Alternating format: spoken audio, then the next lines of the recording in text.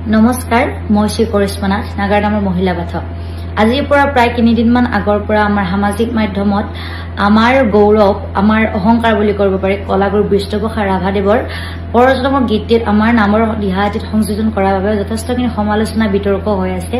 গতিকে মোক যদিও ক্ষমা বিচাৰৰ কথা কৈছিল কিন্তু ইমানখিনি সমালোচনাৰ পাছত মই মানসিকভাৱে ইমানখিনি সবল নাছিলো আৰু আজি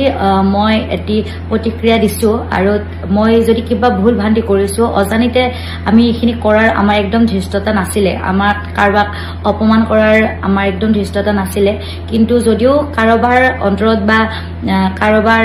সন্মানত আঘাত কৰিছো তেতিয়াহলে আপোনালোকে নিজৰ ছোৱালী ভন্টি বুলি সেইখিনি ক্ষমা কৰি দিব আৰু সমূহ অসমবাসীৰ ওচৰত আমি ক্ষমা প্ৰাৰ্থনা বিচাৰিছো যদি মই বা মোৰ দলতে কিবা ভুল ভ্ৰান্তি কৰিছো কাৰণ আমি উঠি অহা প্ৰজন্ম আমাক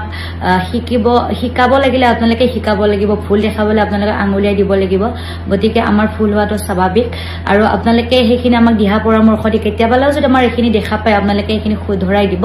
লগতে আমাৰ অগ্ৰজবিলাকে আমাৰ আধুনিক সুৰবিলাক ব্যৱহাৰ নকৰাকৈ আগৰ যিখিনি আমাৰ নামৰ নিজস্ব সুৰ আছে তেওঁলোকে আমাক সেইখিনি শিকাই দিব বুলি আশা কৰিলো লগতে আপোনালোকে যেন মোক নিজৰ ছোৱালী বা ভন্টি বুলি সেইখিনি ক্ষমা কৰি দিয়ে আৰু আগৰ নিচিনাকৈ আপোনালোকে সকলোৱে আমাক মৰম দিব আশীৰ্বাদ কৰিব